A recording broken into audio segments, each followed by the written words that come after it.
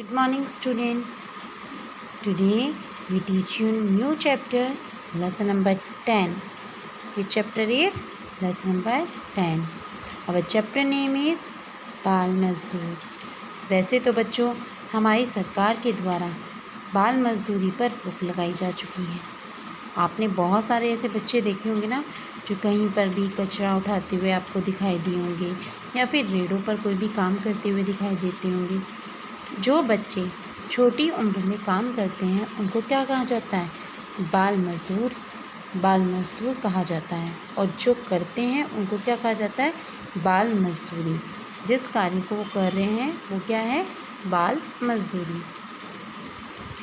सरकार ने बच्चों को पढ़ाने के लिए बहुत सारे प्रयास किए हैं।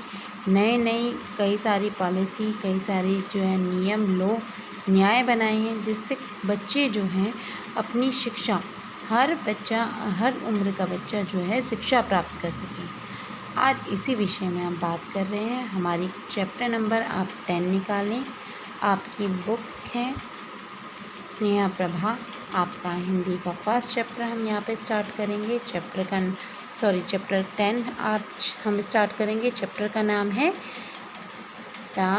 बाल मजदूर। क्या नाम है? बाल मजदूर। इस कहानी में हमारे पात्र हैं रुक्सी, जो कि 11 साल की बच्ची है, रुखसाना जो रुक्सी की माँ है, सलीना जो कि 10 साल की बच्ची है, समीर जो 8 साल का बच्चा है, समीक्षा जो कि मालकिन, ये जो मालकिन है इनकी मम्मी, समीक्षा की मालकिन की बेटी है, प्रेरणा मालकिन की बेटी है,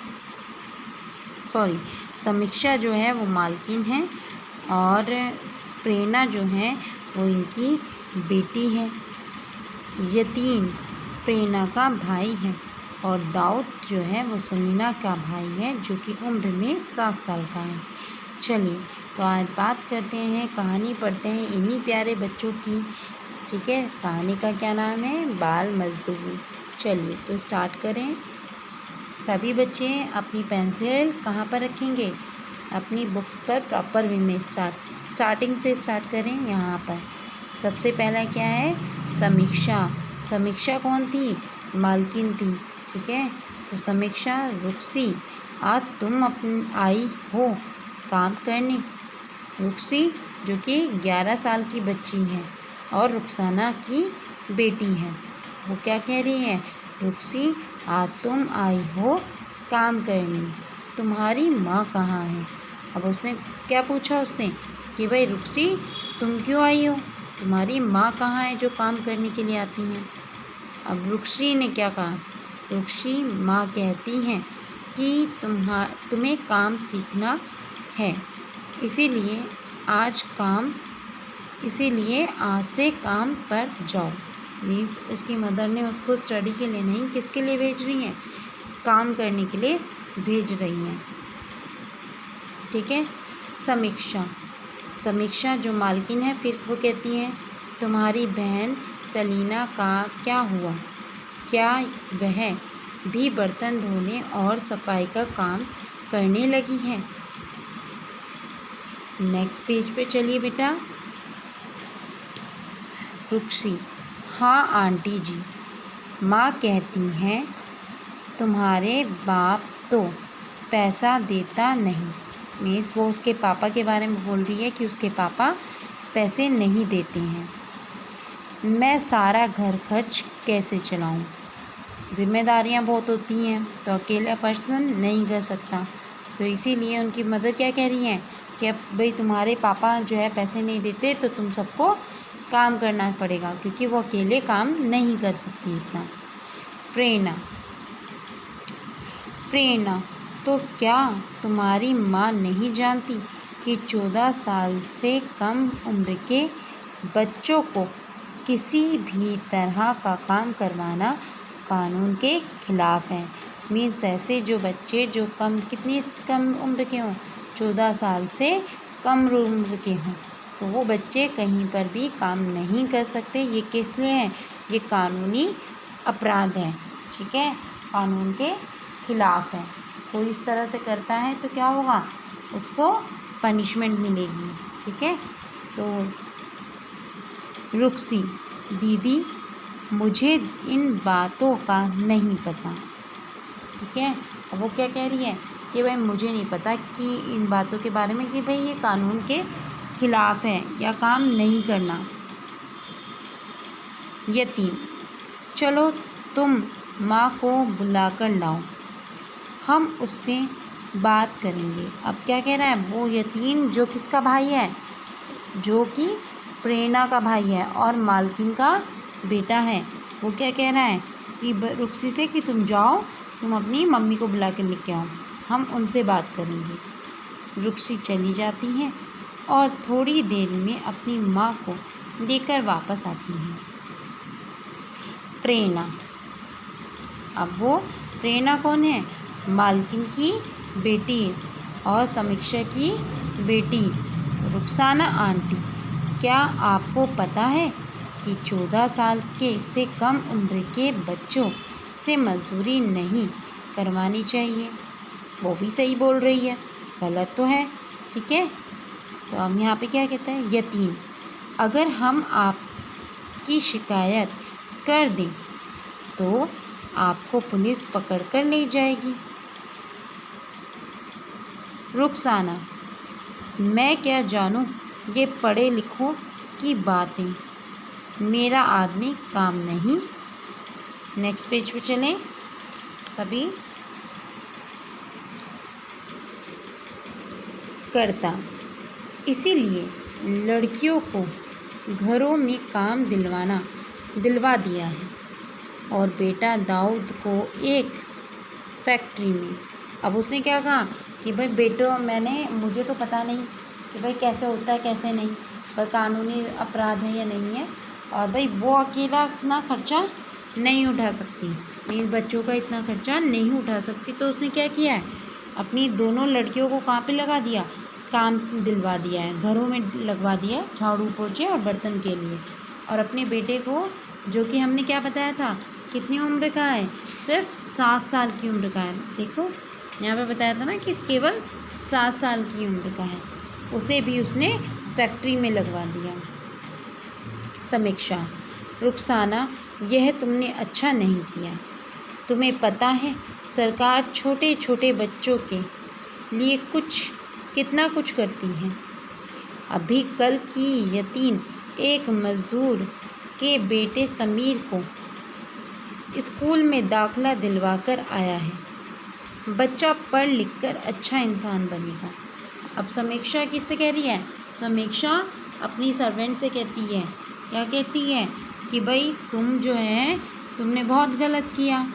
भाई अगर तुम इसे बच्चे को जो है, सरकार बहुत सारी बेनिफिट दे रही है छोटे छोटे बच्चों को, क्या देती है छोटे छोटे बच्चों को बेनिफिट, वह उनकी स्कूल में दाखिला जो है एडमिशन मिलता है, फ्री में क्लासेस उनको दी जाती हैं, स्कूल में पढ़ाई होती है और भविष्य उनका आगे बढ़ता है। ठीक है, तो अभी उन्होंने क्या कहा, जो कि यतीम कौन है, समीक्षा का बेटा, उसने कहा कि एक मज़दूर के बेटे का समीर को, क्या नाम था उस मज़दूर के बेटे का, समीर, उसको स्कूल में दाखिला दिलवा कर आया है।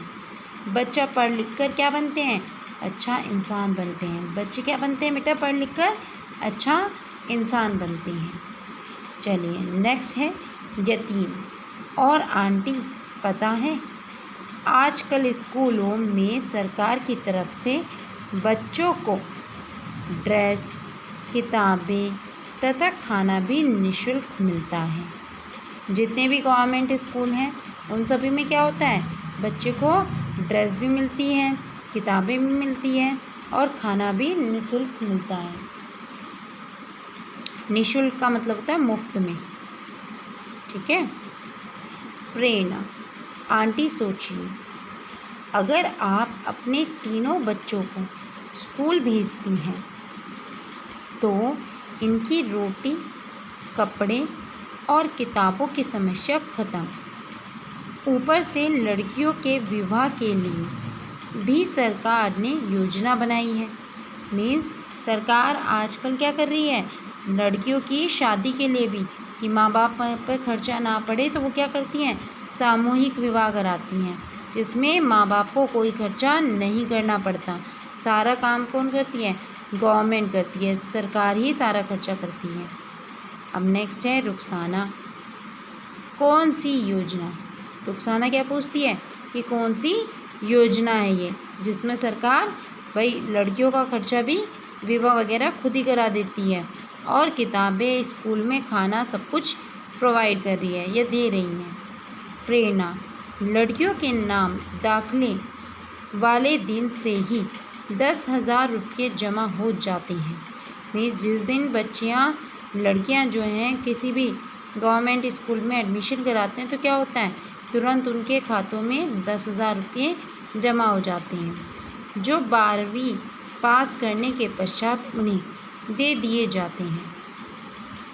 और सबसे ज़रूरी बात, बच्चों को पढ़ाने के लिए आपको कोई भी फीस नहीं भरनी पड़ती। अब क्या होता है कि भाई जो गरीब लोग हैं, अगर अपने बच्चों को गवर्नमेंट स्कूल में पढ़ाते हैं तो पहली बात, जो लड़कियां होती हैं उनको दाखिले के समय में कितने रुपए उनके जमा कर दिए जाते हैं, 10,000 रुपये उनके जमा हो जाते हैं। और 12वीं क्लास तक जब तक वो आते हैं तो क्या होता है कि उनकी पढ़ाई के लिए उनको कोई भी पे नहीं करना पड़ता। ठीक है, और क्या करना होता है कि सारा का सारा खर्चा सरकार उनके ही करती है। अब नेक्स्ट क्या है हमारा, यतीम। आंटी सोचिए मत, कल मम्मी के साथ जाकर तीनों बच्चों का दाखिला करवा दीजिए। समीक्षा, देख रुखसाना, दिन भर बच्चे स्कूल में रहेंगे, तुम्हें तंग भी नहीं करेंगे, इस तरह तुम भी अधिक काम कर सकोगी, इस तरह तुम्हारे आमदनी भी बढ़ जाएगी। अब क्या तुम रात का खाना भी इन बच्चों को ना खिला पाओगी। अब समीक्षा क्या बोलती है, समीक्षा कहती है कि भाई इतना सब कुछ तुम अगर स्कूल से तुम्हें सब कुछ प्रोवाइड हो जाएगा, बच्चा दिन में खाना खा लेगा वहाँ पे, तो क्या तुम्हारे पास इतना समय बचेगा। फर्स्ट ऑफ ऑल तो तुम्हारे पास बहुत ज़्यादा समय बच जाएगा और तुम्हारी आमदनी भी बढ़ जाएगी। अब क्या तुम रात का भी खाना इन बच्चों को नहीं खिला पाओगी।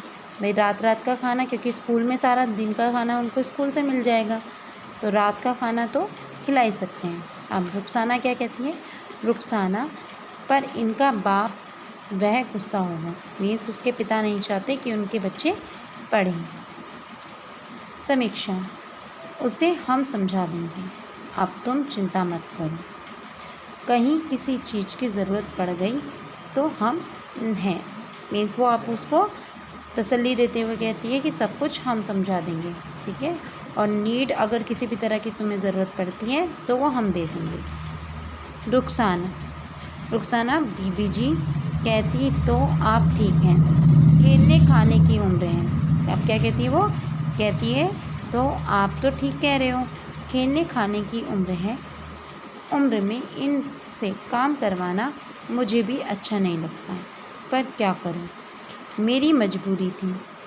पर अब भैया और दीदी की बात मेरे समझ में आ गई है। भैया और दीदी कौन है, यहाँ पे प्रेरणा और उसके भाई यतीम की बात हो रही है, ठीक है। तो वो कहती है कि इनकी बातें मुझे समझ में आ गई। कौन सी बातें, कि भाई बच्चों को पढ़ना चाहिए, पहले ही बहुत देर हो चुकी है, मैं कल छुट्टी करूँगी और आपके साथ जाकर इनका दाखिला करवाऊँगी। किनका, अपने बच्चों का। यतीन और प्रेरणा आंटी, यह हुई ना बात, खुश होकर बोलते हैं, ठीक है। Moving on the next page turn करेंगे।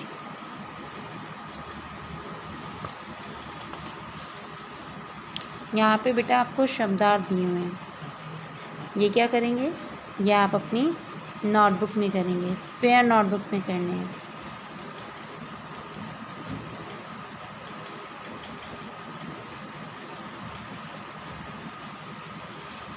अच्छा, अब पूरी स्टोरी में हमने क्या समझा कि सबसे पहले बाल मजदूरी अपराध है और बाल मजदूरी जैसा कार्य हमें नहीं कराना चाहिए, बच्चों से काम नहीं कराना चाहिए। ठीक है, स्टोरी में यही तो समझाया गया और ये भी बताया गया कि सरकार किस तरह के बेनिफिट हमें प्रोवाइड करती है। सबसे पहले जितने भी बच्चे जो सरकारी स्कूल में पढ़ते हैं उन सबको निःशुल्क शिक्षा मिलती है।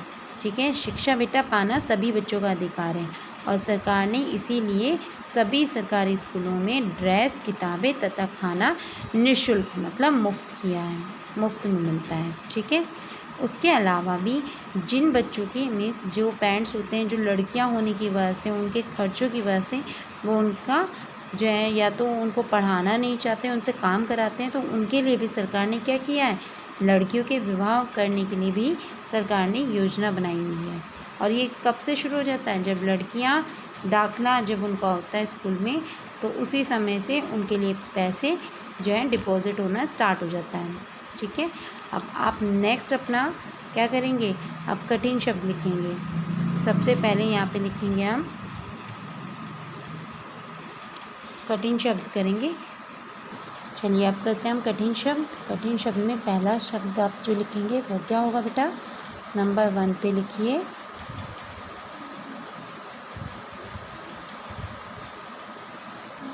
रुखसाना। नंबर 1 पे क्या लिखेंगे हम, रुखसाना। ठीक है, फिर नंबर 2 पे लिखिए आप 14। नंबर 2 पे क्या लिखेंगे आप, 14।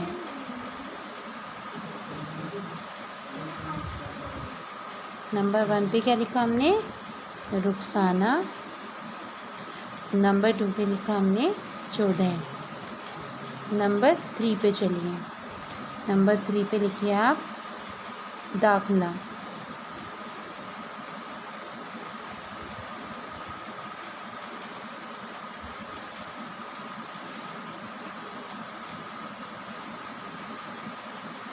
अब नंबर 4 पे करिए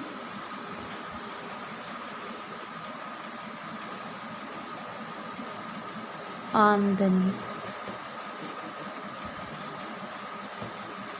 ठीक है, सबसे पहले नंबर पे लिखा हमने रुखसाना, नंबर 2 पे 14, नंबर 3 पे दाखिला और नंबर 4 पे आमदनी। उसके बाद लिखिए नंबर 5 पे खिलाफ।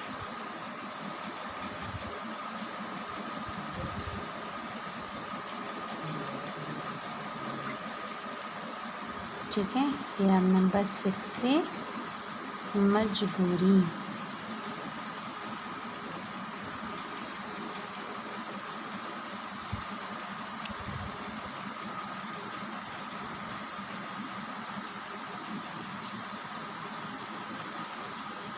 नंबर 6 पे दोबारा से लिखेंगे मजबूरी।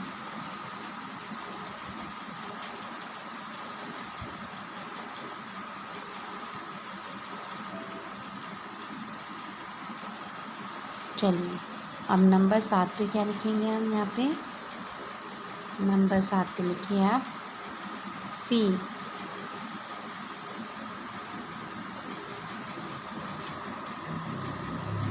नंबर 8 पे लिखेंगे हम समीक्षा।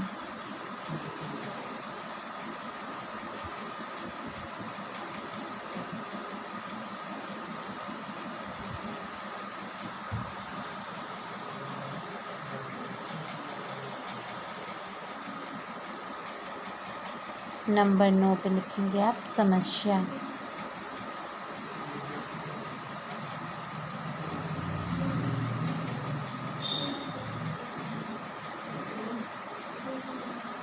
नंबर 10 पे लिखेंगे आप खिलाफ। नंबर 10 पे आप लिखेंगे क्या बेटा, खिलाफ। ठीक है, इस तरह से ये हमारे कठिन शब्द पूरे हो गए। सबसे पहले हमारा रुखसाना, नंबर 2 पे 14, नंबर 3 पे दाखिला, नंबर 4 पे आमदनी, नंबर 5 पे खिलाफ, नंबर 6 पे मजबूरी, नंबर 7 पे फीस, नंबर 8 पे समीक्षा, नंबर 9 पे समस्या। अच्छा, ये खिलाफ हमारा दोबारा रिपीट हो गया, तो हम इस तरह की जगह लिखेंगे मजदूरी। क्या लिखेंगे हम यहाँ पे? मजदूरी।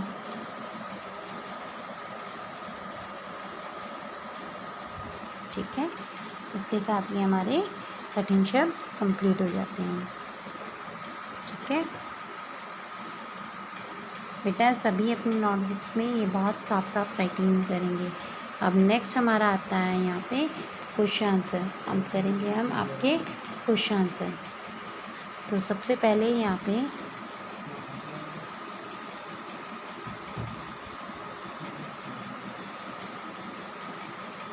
पहले प्रश्न का उत्तर लिखेंगे। उत्तर 1। पहला प्रश्न क्या है हमारा? रुक्सी कौन थी? भाई रुक्सी कौन थी? रुक्सी रुखसाना की बेटी थी।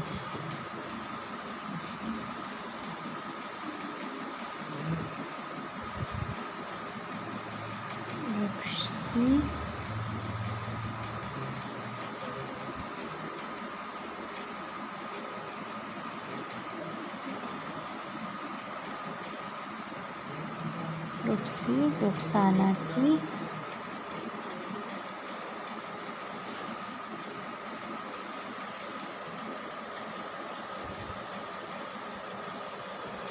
रुखसाना की बेटी थी।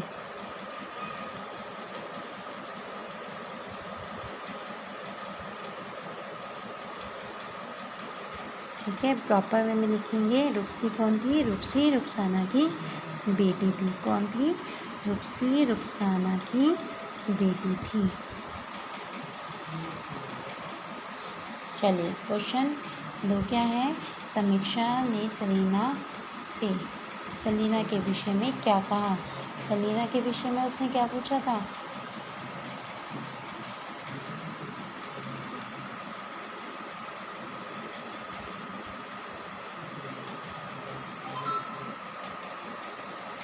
तो लिखेंगे हम समीक्षा ने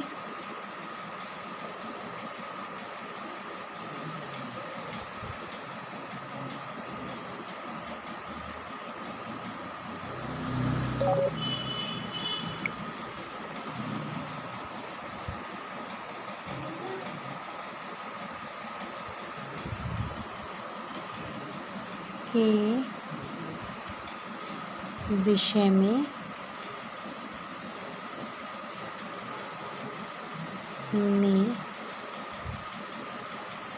कहा कि वह भी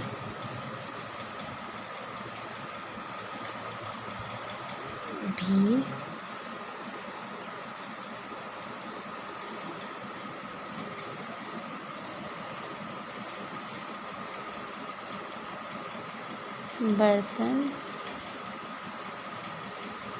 धोने और सफाई का काम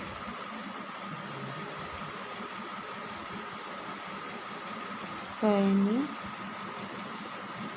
लगी। ठीक है, यहीं पे आज 2 ही क्वेश्चन कराएंगे। यही दोनों क्वेश्चन आपको अपनी नोटबुक में भी लिखने हैं। पहला था हमारा क्वेश्चन रुक्सी कौन थी? तो रुक्सी रुखसाना की बेटी थी। फिर समीक्षा ने सलीना के विषय में क्या कहा था? समीक्षा ने सलीना के विषय में कहा कि वह भी बर्तन धोने और सफाई के काम करने लगी। पूछा था उससे कि क्या वह भी बर्तन धोने और सफाई के काम करने में लगी है। बेटा अब आपका यही वर्क आपको कंप्लीट करना है। इसी के साथ आपका चैप्टर ठीक है कंप्लीट हो रहा है। Okay, have a nice day, bye.